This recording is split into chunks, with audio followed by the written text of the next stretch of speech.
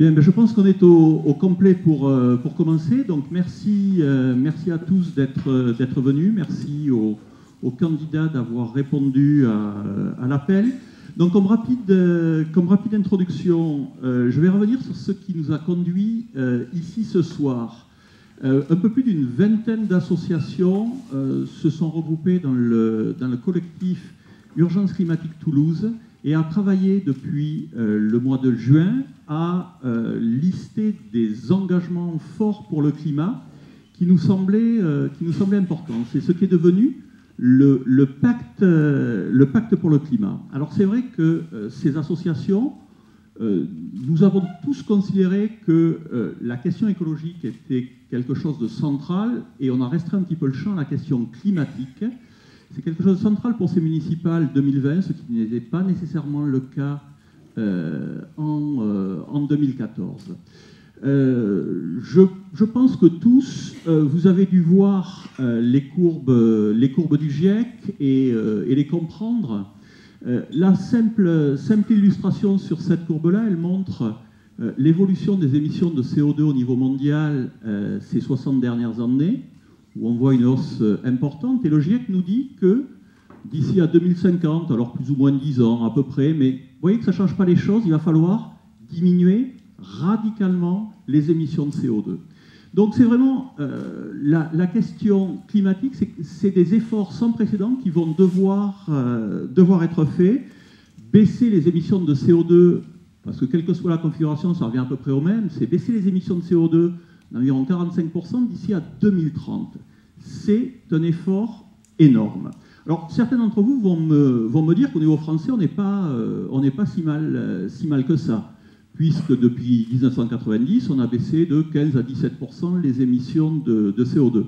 C'est vrai, c'est ce que vous voyez en bleu ciel sur ces courbes-là, c'est le CO2 émis sur le territoire national, mais en bleu foncé, c'est en tenant compte des importations. Et là, on voit qu'en fait, notre empreinte carbone a augmenté sur la période. Donc, on n'est pas mieux que le cas mondial. Donc, l'effort considérable à faire, ça s'applique aussi à la France, puisqu'on n'est pas sur la trajectoire du haut. La stratégie nationale bas carbone prévoit moins 40% en 2030 par rapport à 1990. Le niveau municipal et métropolitain est un élément essentiel pour parvenir à ce résultat sur plusieurs des aspects. Les transports du quotidien, c'est quelque chose qui va être très largement décidé par les moyens de transport mis en œuvre. Les questions d'utilisation du sol pour la captation du CO2, c'est des choses qui relèvent du domaine de la métropole. Les questions d'alimentation, les questions d'urbanisme, tout ça, c'est des questions qui vont se traiter au niveau municipal. Donc c'est vraiment une échéance importante que nous allons avoir d'ici 6 semaines. Et le fait de vraiment aller plus loin sur les programmes et voir si les propositions de chacun des candidats seront à la hauteur de cet enjeu, c'est quelque chose que nous voulions voir par ce pacte. La question écologique est très présente dans les discours politiques depuis quelques mois. Et l'objectif du pacte est couplé au débat ou au grand oral de ce soir, c'est pour aller un petit peu plus loin.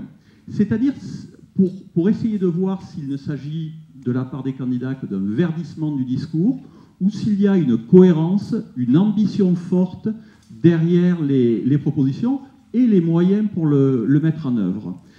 Le pacte propose 28 engagements regroupés en 11 enjeux que nous avons envoyés aux candidats au mois de novembre, au moment où ils se sont déclarés, pour les listes qui se sont déclarés plus tard, en leur demandant de se positionner de façon binaire sur les propositions que nous faisions. Alors parmi les réponses, un certain nombre se sont positionnés comme on le demandait de façon binaire, d'autres ont fait le choix de ne pas prendre position clairement et de faire des contre-propositions. Mais ça, vous en discuterez lors des tables rondes. Le grand oral de ce soir, l'objectif, c'est pour vous, citoyens, de vous donner un moyen. C'est pas vous dire ce qu'il faut penser, mais c'est vous donner le moyen d'évaluer et de comprendre quelle est l'offre et les engagements que chacune des listes va faire au niveau de la lutte contre le changement climatique. Au niveau de l'enjeu qu'il y a, si je fais un parallèle sportif, les sportifs de haut niveau vous diront que pour arriver là, il a fallu faire des choix, qu'il a fallu fixer des priorités, qu'il a fallu faire des sacrifices. Au niveau des décisions et des politiques publiques, il va en être de même. Ce n'est pas des choses nécessairement simples, parce qu'arriver à baisser de 40% les émissions de CO2, ça va être très compliqué. Ça va demander de faire des choix, ça va demander des priorités. Et c'est aussi le but ce soir de voir si les candidats au niveau municipal sont prêts à faire ce genre de choses-là. L'équipe qui est là, je vous le rappelle, 2030, réduction de 40%. Donc l'équipe qui sera élue à la municipalité gérera la ville pendant plus de la moitié du temps qui nous sépare de 2030, puisqu'ils seront en poste jusqu'en 2026. Donc ça nous a paru comme quelque chose de vraiment essentiel. Mais sans plus attendre, je vais vous présenter les candidats et on va leur donner la parole. Donc je fais d'abord une présentation générale. Monsieur Quentin Charrois du Parti animaliste, donc la liste Toulouse animaliste, je pense qu'elle s'appelle. Monsieur Francis Manot de Debout Toulouse. Monsieur Antoine Maurice d'Archipel Citoyen. Monsieur Pierre Cohen de Pour la Cohésion, un autre choix. Monsieur Chollet qui représente Jean-Luc Moudin pour Aimer Toulouse. Et Madame Nadia Pelfig pour Une Nouvelle Énergie. Voilà, donc nous allons commencer. La parole pour 5 minutes à Monsieur Charrois. Oui, merci pour l'invitation et pour l'organisation de ce grand oral et de ce débat. Donc, en effet, l'urgence climatique, c'est un thème qui revient souvent en politique. Pour nous, elle est, et pour les animalistes, elle est indissociable de la cause animale. Aujourd'hui, l'urgence climatique, c'est aussi l'urgence de repenser notre rapport avec les animaux.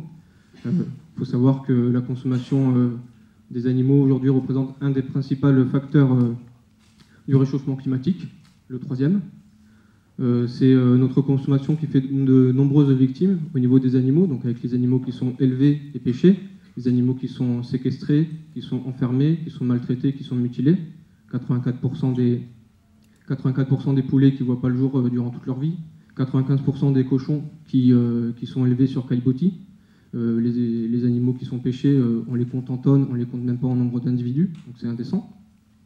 C'est aussi des victimes indirectes du fait de la pollution des océans avec les filets de pêche qu'on appelle les filets de pêche fantômes qui tuent les mammifères marins, notamment les dauphins qu'on peut retrouver sur les plages de France. La pollution des cours d'eau avec les lisiers, avec les engrais et tous les pesticides utilisés notamment pour nourrir le bétail, avec la pollution de l'air. Aujourd'hui, dans le Tarn, on a un village des habitants qui protestent contre l'augmentation de la ferme des poules pondeuses. Et puis aussi, on l'a vu en Australie avec des victimes humaines, environ 28, et plus d'1 milliard d'animaux qui ont été tués dans les flammes. Donc la condition animale est liée à l'urgence climatique, et l'urgence climatique et le changement pour réduire notre impact environnemental est lié à la condition animale. Donc le constat est assez alarmant, mais il existe aujourd'hui des solutions. Les solutions, Toulouse Animaliste les porte. C'est des solutions simples et volontaristes en faveur des animaux, en faveur des humains, en faveur d'un environnement plus sain et en faveur d'un avenir meilleur pour notamment nos enfants. Voilà. Aujourd'hui, les personnes âgées à Toulouse subissent de plein fouet la canicule chaque été. Elles seront de plus en plus fortes. Si on ne fait rien, si on ne réduit pas notre consommation de produits d'origine animale, ça sera de pire en pire.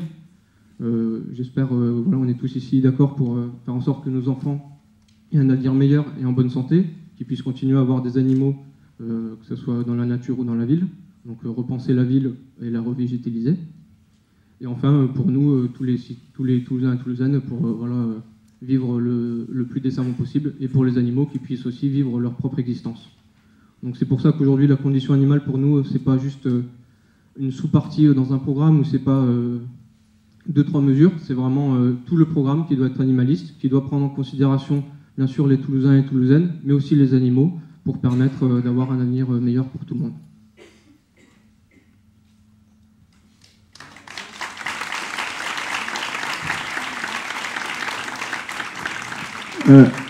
Je vois que vous avez fait plus rapide que votre timing. La parole à Antoine Maurice à la suite. Alors, ce que je n'avais pas précisé, c'est que j'utiliserai les petites cartes pour indiquer 2 minutes restantes. Merci, bonsoir à toutes et à tous.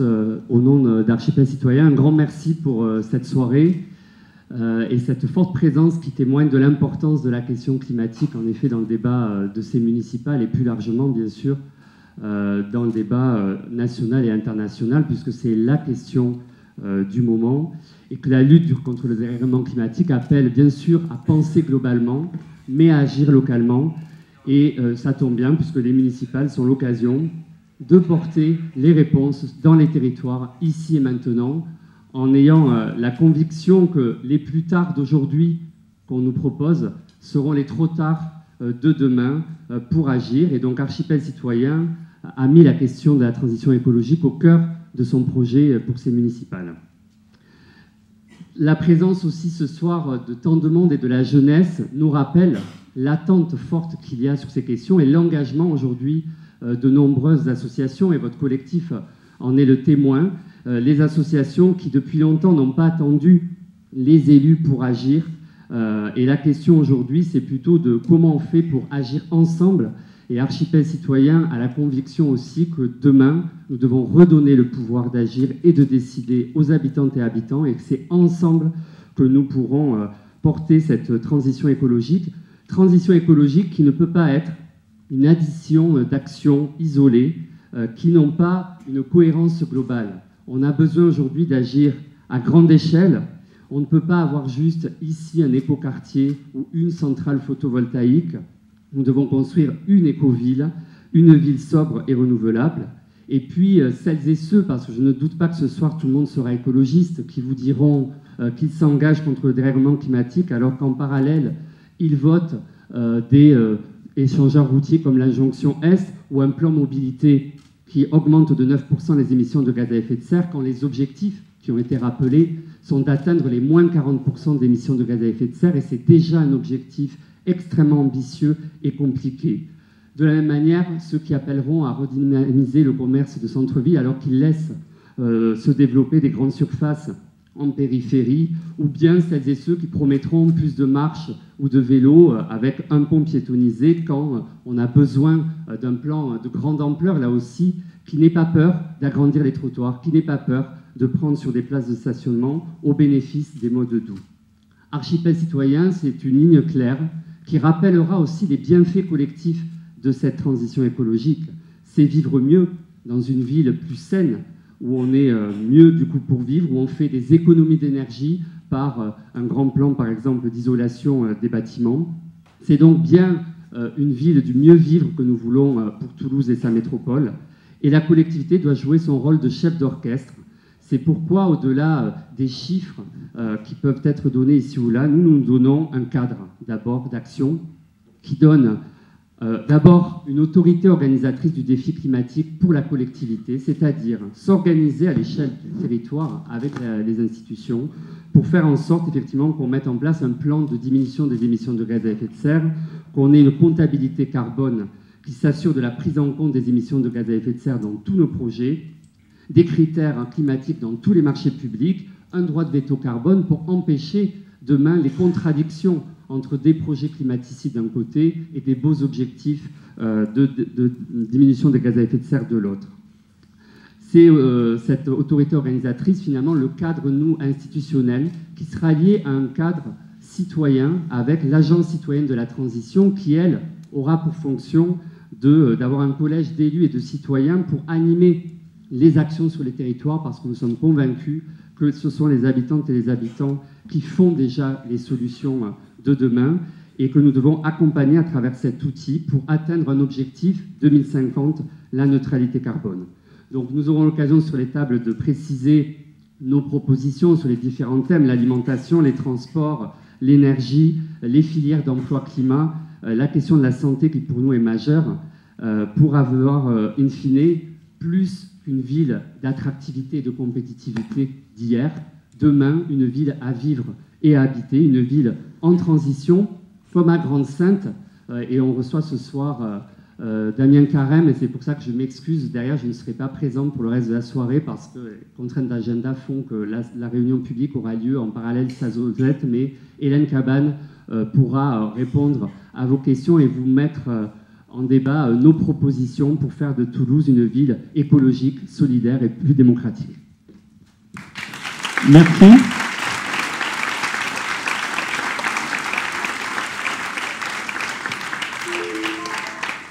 Un élément que je n'avais pas précisé au départ, donc ce qui s'affiche à l'écran et ce qui est aussi affiché sur les panneaux qui sont tout autour de la salle, c'est les réponses faites par les listes au pacte. Donc vous avez tout le loisir de les consulter sur les panneaux et également sur notre site web.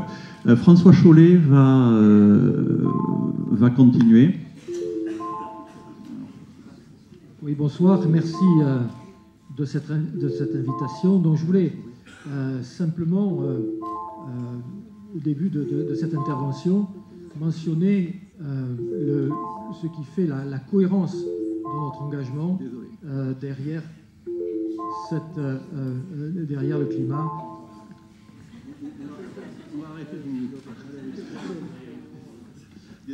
Désolé. Donc, je disais bonjour.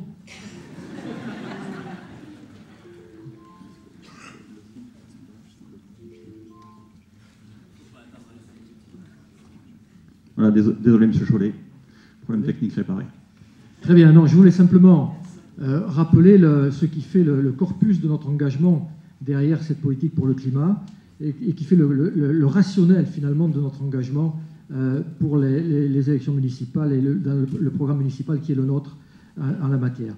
Ce rationnel, c'est tout simplement, et la cohérence globale, c'est le plan climat et énergie territoriale. C'est ce plan qui a été voté par Toulouse Métropole en juin 2018, qui a été accepté définitivement en juin 2019, et qui fait figurer, qui s'engage sur 3 points. Vous en avez mentionné un, c'est la diminution de 40% des gaz à effet de serre. C'est un point important, et derrière lequel nous sommes engagés, avec tout l'impact que nous détaillerons sur la politique de transport en commun, sur le changement de mobilité, sur le PDU aussi, qui est un élément important. Deuxième axe, c'est la réduction de 20% de la consommation énergétique sur le territoire. Le tendanciel, c'est 5%. Nous la multiplions par 4, avec là aussi des impacts sur les habitudes de mobilité, mais aussi une nécessité fondamentale de rénovation énergétique, à la fois résidentielle, c'est un point, mais aussi dans le tertiaire. Et puis le troisième point, c'est le doublement de la part d'énergie renouvelable dans la consommation. C'est le tendanciel, c'est-à-dire ce qui se passerait si on ne faisait rien, c'est 7,5% actuellement. Nous le portons à 16%, et nous sommes engagés à 16% à l'échelon 2030, avec une projection à 31% en 2050. Et là aussi, c'est toute cette politique énergétique avec les réseaux de chaleur urbains, avec le photovoltaïque, et la stratégie photovoltaïque est pour nous un élément déterminant ici sur Toulouse et sur la métropole dans les années qui viennent. C'est aussi la méthanisation et puis des équipements du résidentiel neuf et du tertiaire neuf. Ça, c'est le rationnel. Le deuxième point, ce que nous souhaitons faire, c'est mettre en place, dès la première année de mandat, des conventions citoyennes de quartier pour l'écologie dans la ville. Elles seront adossées au futur budget participatif toulousain à hauteur de 8 millions d'euros, et ces conventions qui réuniront à l'échelle des quartiers les élus, les habitants, les entreprises, les associations de quartier, les associations environnementales, auront à mettre en place ensemble un projet de transition écologique à l'échelon micro-local. Et cet échelon micro-local, il est important pour nous parce que les quartiers ne sont pas les mêmes et les besoins ne sont pas les mêmes. Et ensuite, c'est une évidence qu'il est important de placer le citoyen au milieu du débat, et c'est un moyen de le faire. Nous sommes pour une écologie de l'adhésion et pas une écologie punitive. Il ne me reste plus que 2 minutes déjà. Je vais simplement balayer, et nous le verrons sur les tables après, les différents éléments. Nous avons 3 axes dans le programme qui est le nôtre. D'abord, un axe sur les mobilités. Cet axe sur les mobilités, c'est les transports en commun, c'est l'amélioration des lignes de bus, c'est les lignes de métro, mais c'est aussi une incitation au covoiturage et à la multimodalité. C'est aussi tripler l'usage du vélo dans nos rues, c'est aussi rendre la qualité de l'air encore meilleure. Deuxième axe, c'est une ville plus durable, plus verte, Et nous souhaitons faciliter l'accès à des espaces de nature dans tous les quartiers. C'est le plan de 100 000 arbres, de plantation de 100 000 arbres, les 5 parcs urbains, l'île du Ramier. C'est aussi mettre l'agriculture et l'alimentation durable à la portée de tous, à la fois dans ce qui appartient à la municipalité, je pense aux cuisines centrales, mais c'est aussi des expériences pilotes qui existent déjà en matière d'agriculture urbaine et que nous souhaitons soutenir. C'est mieux gérer et économiser nos ressources. On a parlé d'énergie, il y a aussi le cas de l'eau et des déchets. Il nous reste 1 minute pour vous mentionner la troisième piste qui est la nôtre, qui est celle du cadre de vie.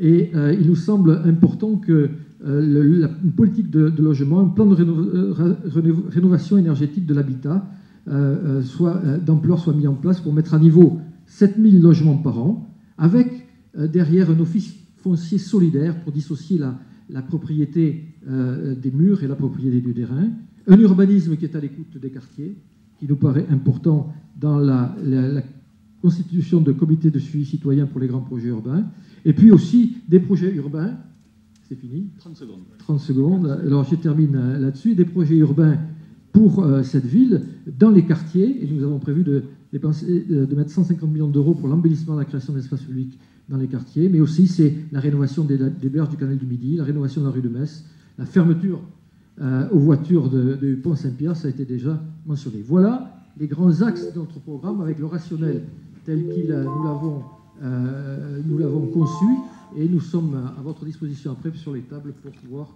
discuter et approfondir les questions. Merci, Monsieur Chollet.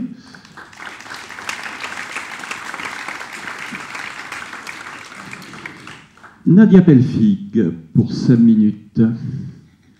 Merci. Bonsoir à toutes et à tous.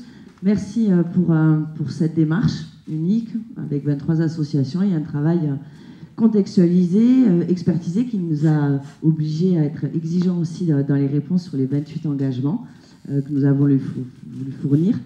Unique parce que vous devez être inspirant, en tout cas vous auriez pu l'être davantage pour nous en matière de rassemblement. Donc un grand merci, vous parvenez à faire des choses au niveau associatif que visiblement on a plus de mal à faire sur le plan politique. Bien sûr, aujourd'hui je crois que le constat, tout le monde va le partager sur l'urgence qui est nécessaire et le fait que de ne pas agir, c'est désormais criminel. Simplement, il y a les différents niveaux d'intervention, internationaux, nationaux, locaux, et quand moi je constate que dans la stratégie nationale bas carbone, on a encore éloigné les obligations d'exigence en matière d'émissions de CO2 en disant qu'on va les reporter encore 6 ans plus tard, ça pousse de fait le niveau local à être encore plus exigeant, et c'est une des raisons pour lesquelles j'ai signé avec d'autres candidats de gauche dans différentes villes de France un engagement pour la COP26, c'est-à-dire de mettre en place des COP au niveau local et territorial sur des actions qui doivent être mesurables. On a finalement, dans le nouveau mandat qui va s'ouvrir, une nécessité d'opérer une véritable bascule écologique pour préparer tout le monde, la ville, ses habitants, à l'adaptation au dérèglement climatique. Et oui, bien sûr que ça doit être une politique publique de manière globale et non pas une délégation de tel ou tel élu plus en pointe sur ce sujet, mais que ça doit être bien pensé dans les politiques de transport, dans les politiques éducatives, dans les politiques culturelles. Bref, ça doit être une mission qui est transverse à l'ensemble du champ politique municipal et métropolitain. Des candidats qui disent qu'il faut agir, évidemment, il y en a de plus en plus. Et je crois que, comme pour d'autres questions, comme celle par exemple de la lutte contre les discriminations contre les femmes, aujourd'hui publiquement, personne ne doit se dire climato-sceptique ou dire qu'il ne faut rien faire.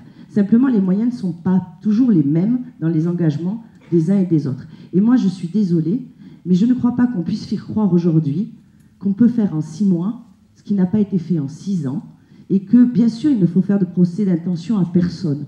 Mais quand on dit le sentiment d'urgence, alors qu'on était en responsabilité pour faire, et qu'aujourd'hui, on est 8e sur 11 sur le classement des pistes cyclables en France, pour les villes de plus de 200 000 habitants, je crois qu'il y a une question de crédibilité et même de respect de l'intelligence des uns et des autres. Et puis, je ne suis pas d'accord pour parler d'écologie punitive. Voilà.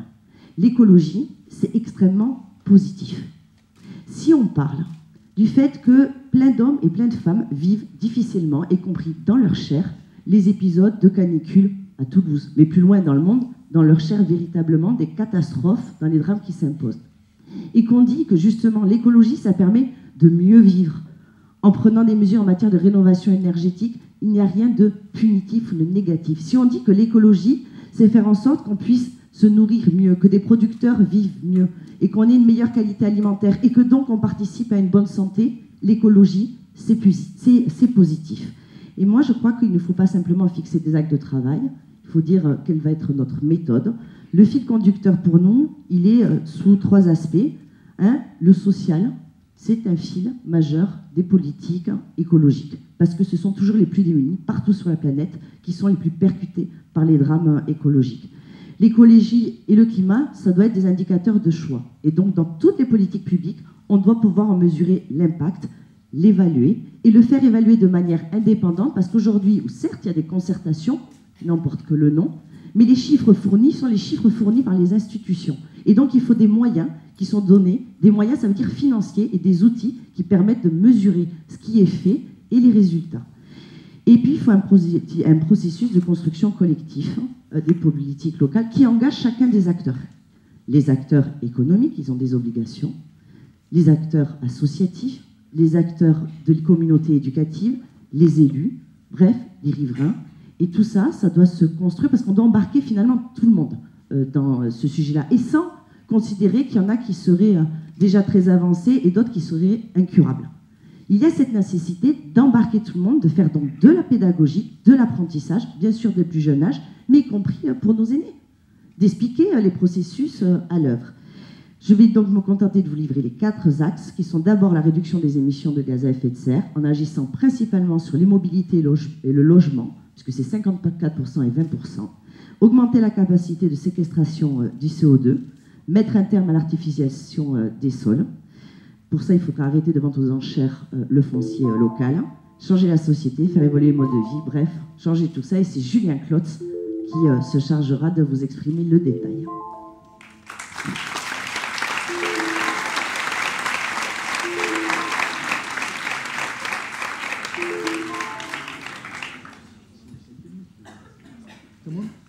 Oui, Pierre Cohen, à vous pour 5 minutes. Écoutez, bonsoir à toutes et à tous, et à mon tour de vous féliciter pour l'organisation d'un tel débat qui a un vif succès.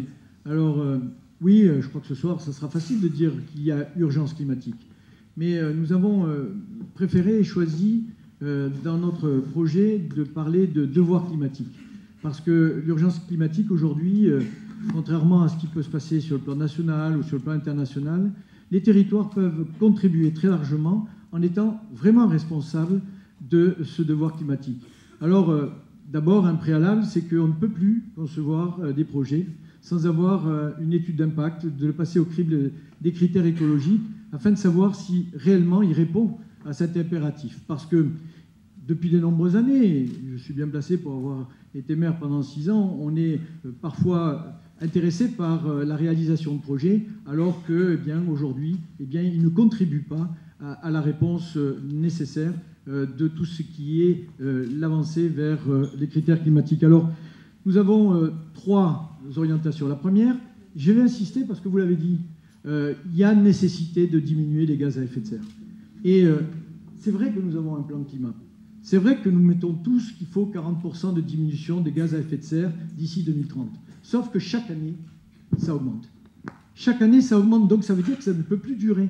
Et si ça ne peut plus durer, il faut s'attaquer à ce qui fait les émissions de gaz à effet de serre, la mobilité, 50%. Et aujourd'hui, on ne peut pas parler de mobilité si on n'est pas réellement à restreindre l'usage de la voiture dans la ville et dans l'agglomération. C'est quelque chose qui était tabou, je me rappelle, il y a quelques années, quand on en parlait, on considérait qu'on était des criminels parce qu'on s'attaquait aux voitures. Non, on ne s'attaque pas aux voitures. Il faut vraiment offrir des alternatives. Et les alternatives, elles sont simples. Il faut aller donner des possibilités de prendre des transports en commun là où c'est. Et donc c'est pour ça que le métro est peut-être intéressant dans le temps. Mais la mobilisation, c'est un RER, c'est-à-dire d'aller chercher les gens qui prennent leur voiture et qui sont dans les bouchons, et donc de offrir très rapidement des transports en commun à ce qui fait un peu l'histoire de la ville de Toulouse et de son agglomération, qui fait que une bonne partie des gens qui prennent des voitures sont à 10, 20, 30, 40 km. Le deuxième, c'est les modes doux.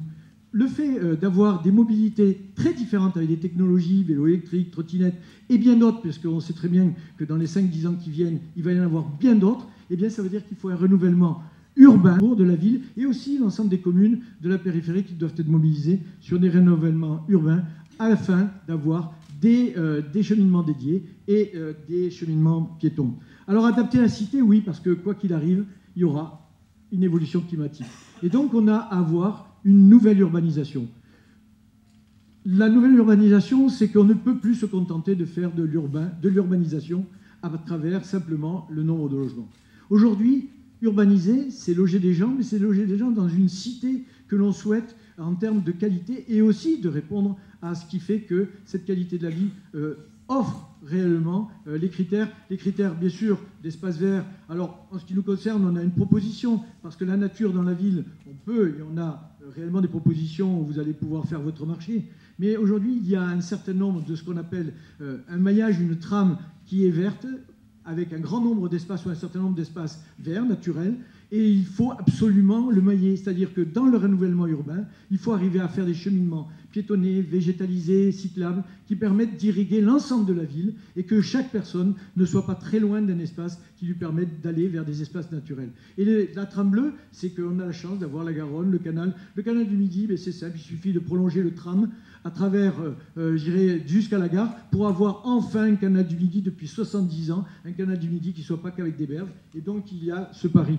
Donc, il y a un certain nombre, mais pour, évidemment, puisqu'il ne me reste plus qu'une minute, c'est mobiliser. Le troisième, c'est mobiliser l'ensemble des citoyens. D'abord, nous l'avons fait avec la culture. Un parcours culturel gratuit dans le temps périscolaire. Nous devons instaurer un parcours de citoyens climatiques auprès des enfants. C'est par les enfants que nous arriverons à convaincre, et convaincre même aussi le comportement des parents. Alors pour tout cela, eh bien, il nous semble que si on veut vraiment être sincère, et si on veut vraiment montrer que ce qui parfois fait défaut à la politique, de dire que des grandes promesses, c'est de faire le contraire, eh bien nous instaurerons un Parlement citoyen climatique, d'urgence climatique, avec vous tous, des citoyens, des associations, mais aussi à la tête une haute sommité scientifique qui permettra d'évaluer à la fois si tout ce qu'on a promis a été fait, mais aussi tout ce qui se fera va dans le sens réellement des défis climatiques.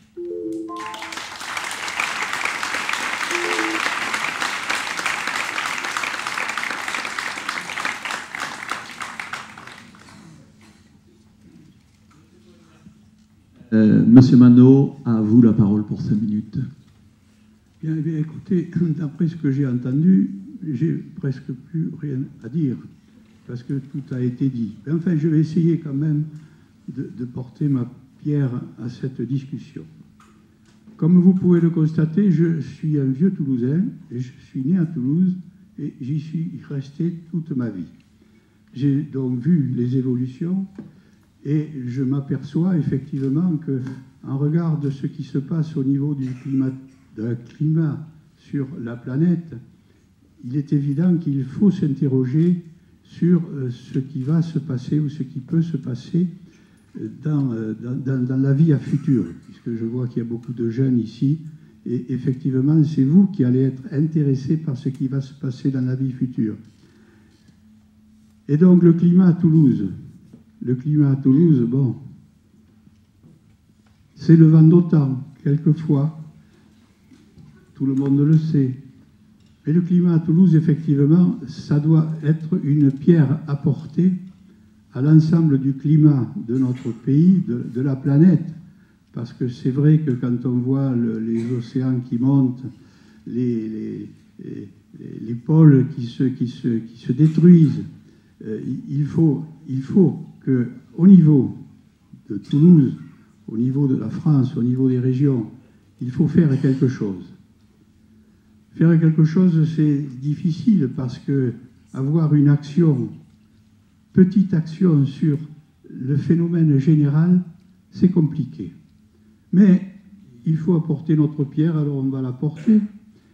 Et on la porte comment? Quand on construit une ville comme Toulouse, ou quand on l'a fait évoluer, c'est tout simplement de se regarder autour de nous ce qui a été fait et ce qu'il va falloir faire pour améliorer. Parce qu'une ville, c'est comme un père de famille, il a vécu, et petit à petit, son rôle, c'est effectivement de faire que ses enfants puissent vivre dans un environnement qui soit acceptable. Nos anciens ont fait beaucoup. On a quand même des jardins, on a des parcs, bon. Mais ça ne suffit pas. Donc qu'est-ce qu'il faut? Il faut que, au niveau de la construction, on se rende compte que quand on construit un quartier comme Bordeaux-Rouge ou comme Montaudran, il faut réserver des parts importantes de verdure. Voilà. C'est toujours difficile parce que, bien entendu, le foncier coûte cher. Et tout ce qui coûte cher, bien entendu, on a tendance à dire « Oh, il vaudrait mieux construire un building plutôt que de faire un espace vert ». C'est là qu'il faut être prudent et vigilant. C'est là, les jeunes, qu'il faut que vous soyez combatifs. Alors bon, il y a les espaces verts, c'est pas suffisant, mais il y a aussi effectivement les embouteillages. Alors les embouteillages, moi, à Toulouse, dans les premières années, des années 40 ou 50, il n'y en avait pas. Et maintenant, il y en a. Donc il faut agir sur ces embouteillages. Moi, quand je vois, c'est une catastrophe. Bon, il y a trop de véhicules, la rocade est encombrée. Je ne sais pas comment les jeunes, vous pouvez travailler, vous déplacer et être fidèles à vos rendez-vous. Moi, je dis, dans ce climat, je n'aurais jamais pu être fidèle à mes rendez-vous. Donc, il faut voir effectivement que les moyens de transport, la mobilité doit se faire et doit se faire de façon harmonieuse. Et donc, il faut que les gens qui seront en charge, et peut-être moi, on ne sait jamais, de la mairie de Toulouse, s'occupent sérieusement de ces problèmes de circulation. Et puis, il y a bien d'autres choses. Vous savez, Toulouse, c'est les toits de Toulouse, la brique rose. Mais il y a des toits qui sont des toits en terrasse. Les toits en terrasse, moi, je propose une chose, c'est d'y planter des fleurs et de faire de la verdure. Parce que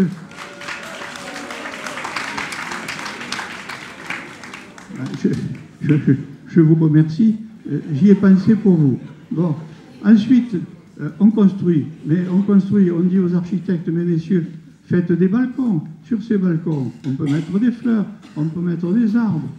Les oiseaux reviendront, les hirondelles reviendront. Je vous signale que... Monsieur Manot, les hirondelles reviendront, mais là, les 5 minutes sont écoulées. Et on va s'arrêter là. Tant pis pour les hirondelles.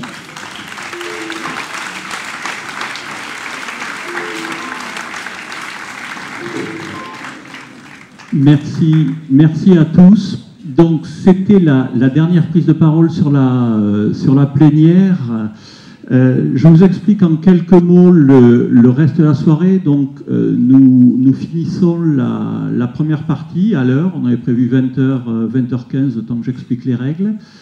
La deuxième partie, ça va être un approfondissement de thématiques, comme ça a été mentionné à plusieurs reprises. Donc, les différentes tables vont voir se succéder les candidats, donc pour 15 minutes par table, avec 2 animateurs thématiques du collectif qui ont étudié les réponses que les candidats ont fait à nos engagements, alors en regardant dans le cas où il n'y avait pas de oui ou de non explicite à nos engagements, quelles étaient les propositions alternatives qu'ils pouvaient avoir. Et ces candidats ont préparé des questions par rapport à ça pour creuser un petit peu plus loin, comme je le disais tout à l'heure, essayer de voir la cohérence dans les programmes des candidats.